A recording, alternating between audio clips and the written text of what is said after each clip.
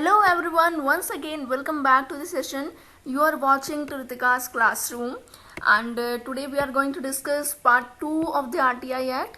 Yes, part 1 हम already discuss कर चुके हैं जिसमें चैप्टर 1 एंड चैप्टर 2 कवर किया था हमने. तो अगर आपने वो वीडियो नहीं देखा है so just go through the link given below in the description box and watch that video because unless you watch the part 1, part 2 will remain incomplete, right? So let's start. So बात करते हैं central information commission की. Chapter 3 में central information commission के establishment, working, tenure, ये सारी ही चीज़ों से रिलेटेड प्रोविजंस दिए. Section 12 subsection 1 deals with the constitution of CIC. Central information commission का कॉन्स्टिट्यूशन कर दी है central government by notification in the official gazette and the purpose is to exercise the powers conferred on and to perform the functions assigned to under this act. तो जितनी भी powers मिली है CIC को और जो भी फंक्शंस असाइन किए हैं उन सबको एक्सरसाइज करने के लिए ही हमारे CIC का कॉन्स्टिट्यूशन हुआ है. और सेक्शन 12 सबसेक्शन 2 क्या कहता है कि सेंट्रल इंफॉर्मेशन कमीशन में एक चीफ इंफॉर्मेशन कमिश्नर होगा एंड सेंट्रल इंफॉर्मेशन कमिश्नर्स होंगे. एक या एक से ज़्यादा हो सकते हैं लेकिन 10 से ज़्यादा नहीं होंगे. मैक्सिमम 10 सेंट्रल इंफॉर्मेशन कमिश्नर्स को अपॉइंट किया जा सकता है. अब कौन इनका अपॉइंटमेंट करेगा तो सेक्शन 12 सबसेक्शन 3 के अकॉर्डिंग चीफ इंफॉर्मेशन कमिश्नर हो या फिर सेंट्रल इंफॉर्मेशन कमिश्नर्स हो, ये सारे ही अपॉइंट होंगे by the president on the recommendation of a committee. तो प्रेसिडेंट अपॉइंट करेगा इन सबको but on the recommendation of a committee, एक कमिटी की रिकमेंडेशन पे. और जिस कमिटी में कौन होगा? प्राइम मिनिस्टर जो कि उस कमिटी का चेयरमैन कहलाएगा. The leader of opposition in the Lok Sabha and a union cabinet minister to be nominated by the prime minister. तो ये लोग होंगे कमिटी का पार्ट जो कि सजेस्ट करेंगे, रिकमेंड करेंगे प्रेसिडेंट को और फाइनल डिसीजन प्रेसिडेंट का होगा जो कि चीफ इंफॉर्मेशन कमिश्नर और सेंट्रल इंफॉर्मेशन कमिश्नर्स को अपॉइंट कर. नेक्स्ट इसी की कंटिन्यूएशन में बात करते हैं. Section 12 subsection 6 says that the chief information commissioner और an information commissioner shall not be a member of parliament और member of the legislature of any state और द यूनियन टेरिटरी. मीन्स आप किसी भी सेंट्रल इंफॉर्मेशन कमिश्नर या chief या central information commissioner को उस पर्सन को अपॉइंट नहीं करेंगे जो कि ऑलरेडी पार्लियामेंट में मेंबर है या किसी लेजिस्लेचर, किसी स्टेट के लेजिस्लेचर का मेंबर है या किसी यूनियन टेरिटरी में भी है. तो आप ऐसे भी किसी पर्सन को अपॉइंट नहीं करेंगे जो कि किसी पॉलिटिकल पार्टी से रिलेटेड है. And section 12 subsection 7 says that the headquarter of Central Information Commissioner shall be at Delhi.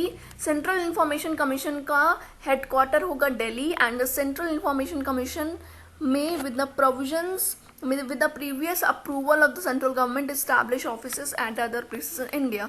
तो हेडक्वार्टर की बात अगर आए तो हेडक्वार्टर हमारा दिल्ली में होगा बट अगर और ऑफिसेज इस्टेब्लिश करने हैं तो वो सेंट्रल गवर्नमेंट की परमिशन से इस्टेब्लिश किए जा सकते हैं anywhere in the India. Section 13 talks about the terms of office. So जो भी अपॉइंट किया जाएगा सेंट्रल इंफॉर्मेशन कमिश्नर या चीफ इंफॉर्मेशन कमिश्नर, उसका टेन्योर कितना होगा? वो 5 साल के लिए अपॉइंट किया जाएगा. तो उसका टेन्योर हुआ 5 years and or he attains the age of 65. या तो 5 साल का टेन्योर कंप्लीट हो जाए तो वो रिटायर हो जाएगा या तो फिर 65 years की एज अटेन कर ले. और इन दोनों में से जो भी सबसे पहले होगा उसी को एक्सेप्ट किया जाएगा, उसी को माना जाएगा. And shall not be eligible for the reappointment. Chief information commissioner हो या सेंट्रल इंफॉर्मेशन कमिश्नर हो, कोई भी रीअपॉइंट नहीं किया. तो चैप्टर 3 में हमने बात की थी सेंट्रल इंफॉर्मेशन कमीशन की और आगे बढ़ते हैं चैप्टर 4 की तरफ जिसमें कि स्टेट इंफॉर्मेशन कमीशन के इस्टेब्लिशमेंट से रिलेटेड सारी इंफॉर्मेशन को.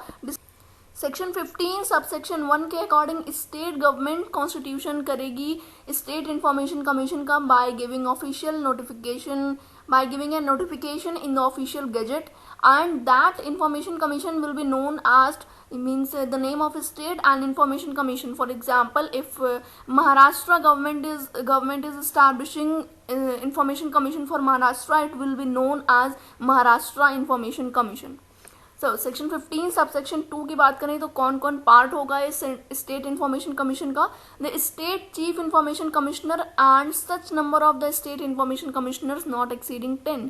एक स्टेट चीफ इंफॉर्मेशन कमिश्नर होगा और एक से ज़्यादा स्टेट इंफॉर्मेशन कमिश्नर्स को भी अपॉइंट किया जा सकता है, बट उनकी संख्या 10 से ज़्यादा नहीं हो सकती। मैक्सिमम 10 स्टेट इंफॉर्मेशन कमिश्नर्स को ही अपॉइंट किया जा सकता है।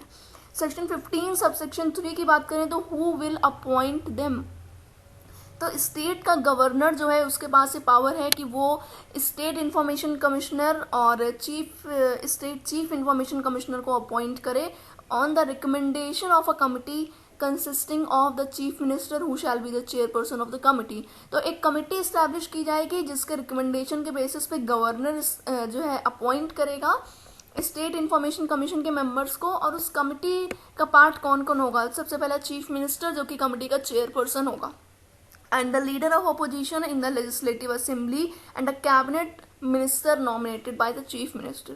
अब यही अगर हम कंपैरिजन करें तो हमने सेंट्रल इंफॉर्मेशन कमीशन पढ़ा था तो वहाँ पे अपॉइंटमेंट होता था बाय द प्रेसिडेंट, और जो कमिटी का मेंबर होता था वो कौन था, prime minister. So here you can find the difference and it will help you out at the time of examination. So बात करें टर्म ऑफ ऑफिस की तो सेक्शन 16 के according state chief information commissioner और स्टेट इंफॉर्मेशन कमिश्नर्स का जो tenure है, term of office है, इट विल बी 5 years, और if they attains the age of 65, तो या तो 5 साल पूरे हो जाए उनके अपॉइंटमेंट को, या तो फिर जो एज है उनकी दे अटेन्स द एज ऑफ 65, इनमें से जो भी पहले होगा उसको कंसिडर कर लिया जाएगा और वहीं टर्म ऑफ ऑफिस खत्म हो जाएगा, and they are also not eligible for the reappointment. So it is same as central information commission. Now moving towards the chapter 5, we are going to discuss about the powers and the functions of information commissions, appeals and the penalties given under the RTI Act 2005। Section 18 subsection 1 के according अगर central information commission या state information commission ने कोई भी complaint receive की है किसी person से तो उसको इंक्वायर करना दोनों कमीशंस का काम है। और इस कंप्लेंट का सब्जेक्ट मैटर क्या हो सकता है, the first one is who has been unable to submit a request. अगर कोई पर्सन रिक्वेस्ट सबमिट नहीं कर पा रहा है कंटिन्यूअसली तो हो सकता है वो कंप्लेन कर दे सेंट्रल इंफॉर्मेशन कमीशन या स्टेट इंफॉर्मेशन कमीशन में, तो उसकी कंप्लेन को देखना है, इंक्वायर करना। And who has been submitted but refused access to any information. भाई सबमिट तो हो गई उसकी रिक्वेस्ट, लेकिन जो भी इन्फॉर्मेशन उसने मांगी थी वो पब्लिक अथॉरिटी ने रिफ्यूज कर दी, या पब्लिक इन्फॉर्मेशन ऑफिसर PIO ने रिफ्यूज कर दिया कि नहीं हम ये इन्फॉर्मेशन आपको नहीं दे पाएंगे। And who has not been given a response to a request for information और access to information within the time limit. अब जो भी रिस्पॉन्स था या इन्फॉर्मेशन का वो within particular time limit नहीं दिया गया। जैसे टाइम लिमिट क्या है, 30 दिन है, 30 दिन के अंदर नहीं दिया गया, या कोई लाइफ से रिलेटेड कोई ऐसा इशू था जो कि रिक्वेस्ट करने वाले के एप्लीकेंट की लाइफ से रिलेटेड था, उसका 48 आवर्स के अंदर रिस्पांस नहीं दिया गया, तो टाइम लिमिट यहाँ पे एक्सीड हो गई। सो इस केस में भी सेंट्रल इंफॉर्मेशन कमीशन या स्टेट इंफॉर्मेशन कमीशन को कंप्लेंट फाइल करी जा सकती है। And who has been required to pay an amount of fee which he और शी कंसीडर्स अनरीजनेबल। अब 10 रुपये का अमाउंट है एप्लीकेशन फाइल करने के लिए, बट उसके अलावा भी कुछ और अमाउंट अगर मांगा जाता है एप्लीकेंट से इन्फॉर्मेशन देने के लिए जो कि एप्लीकेंट को अनरीजनेबल लगता है, तो उसके लिए भी सेंट्रल या स्टेट इंफॉर्मेशन कमीशन में कंप्लेंट फाइल की जा सकती है। And one who believes that he और she has been given incomplete misleading और फॉल्स इन्फॉर्मेशन, अगर किसी को लगता है कि उसे इनकम्प्लीट मिसलीडिंग या फॉल्स इन्फॉर्मेशन मिली है, then he can also file a complaint and in respect of any other matter relating to requesting or obtaining access to records under this act। so ये जो पॉइंट्स ऊपर describe है इनके अलावा भी कोई और अगर मैटर है related to the access to record और इन्फॉर्मेशन तो उसकी कंप्लेन भी सेंट्रल इंफॉर्मेशन कमीशन या स्टेट इंफॉर्मेशन कमीशन को फाइल की जा सकती है। बट ये कंप्लेंट तभी फाइल की जाएगी जब public authority, public information officer, assistant public information officer हर कोई इन्फॉर्मेशन देने से मना कर दे, कहीं से भी इन्फॉर्मेशन नहीं मिली हो, टाइम लैप्स हो गया हो या सफिशिएंट इन्फॉर्मेशन ना मिली हो, तभी लास्ट में आप CIC या SIC के पास जाएंगे। और सेक्शन 18 सबसेक्शन 2 क्या कहता है कि where the central information commission और state information commission as the case में be satisfied that there are reasonable grounds to inquire the matter they may initiate the inquiry. तो सेंट्रल इंफॉर्मेशन कमीशन और state information commission जो है complaint को receive करेंगे, उसको inquire करेंगे कि हाँ रीजनेबल मैटर है या नहीं, इसको इंक्वायर करना चाहिए या नहीं। अगर उनको लगता है कि नहीं रीजनेबल मैटर है, इस पर इंक्वायरी होनी चाहिए, तो सेंट्रल और स्टेट इंफॉर्मेशन कमीशन अपनी इंक्वायरी को। तो इसी के कंटिन्यूएशन में देखते हैं सेक्शन 18 सब सेक्शन 3 में क्या बोला गया है कि सेंट्रल इंफॉर्मेशन कमीशन और स्टेट इंफॉर्मेशन कमीशन जब इंक्वायरी कर रहे हैं किसी भी मैटर की, किसी कंप्लेन की, तो उस समय उनके पास वो सारी पावर है जो कि सिविल कोड के पास होती हैं। सिविल कोड को जो पावर्स मिली हैं कोड ऑफ सिविल प्रोसीजर 1908 के अंदर, वो सारी ही पावर सेंट्रल और स्टेट इंफॉर्मेशन कमीशन के पास हैं, और उन्हीं पावर्स का यूज करते हुए ये दोनों ही कमीशन किसी भी पर्सन को समन फाइल कर सकते हैं या उसको समन कर सकते हैं और इन्फोर्स कर सकते हैं, कंपेल कर सकते हैं कि वो जो भी इंफॉर्मेशन है उसको ओरल या रिटन फॉर्म में विद द एविडेंस प्रोड्यूस करें उनके सामने। And they also require the discovery and inspection of the documents, जो भी डॉक्यूमेंट्स की का इंस्पेक्शन करना है, जिन डॉक्यूमेंट्स की रिक्वायरमेंट है उनके लिए फोर्स कर सकते हैं। They can receive evidence on the affidavit, they can requesting any public record और copies there of from any court of office. So किसी कोर्ट या किसी ऑफिस से जो भी पब्लिक रिकॉर्ड है वो रिक्वेस्ट कर सकते हैं, उसको मंगा सकते हैं। And they can issue summons for examination of witness और द डॉक्यूमेंट्स। सो डॉक्यूमेंट्स के और विटनेसेस के एग्जामिनेशन के लिए समन इशू किया सकता है एंड एनी अदर मैटर, और जो कुछ भी जो सूटेबल लगता है सेंट्रल या स्टेट इंफॉर्मेशन कमीशन को वो पावर्स यूज करी जाए। नेक्स्ट है section 19 that deals with the appeal. तो अपील कब फाइल करनी है? जब कोई पर्सन जिसने आरटीआई के लिए फाइल किया हो बट उसे with in the particular time period decision ना मिला हो, या तो टाइम पीरियड के अंदर डिसीजन नहीं मिला या फिर जो डिसीजन मिला है उससे सेटिस्फाइड नहीं है, तो फर्दर आप अपील फाइल कर सकते हैं। और वो अपील जो पहले डिसीजन मिला है उसके 30 दिन के एक्सपायरी के बाद ही आप फाइल कर सकते हैं। ऑल्दो 30 दिन के अलावा कुछ और भी टाइम मिलता है जो कि हम अभी नीचे डिस्कस करेंगे। और कैसे फाइल करनी है application? To such officer who is senior in the rank of central और the state public information officer. जब आपने पीआईओ तक अपील फाइल कर ली, उसके बाद जब आप फाइल करोगे तो आप ऐसे पर्सन को करोगे who is senior to the rank of PIO. तो उसके लिए आता है हमारे पास इंफॉर्मेशन कमीशन, मतलब इंफॉर्मेशन कमीशन में फाइनल अपील आपको डालनी है।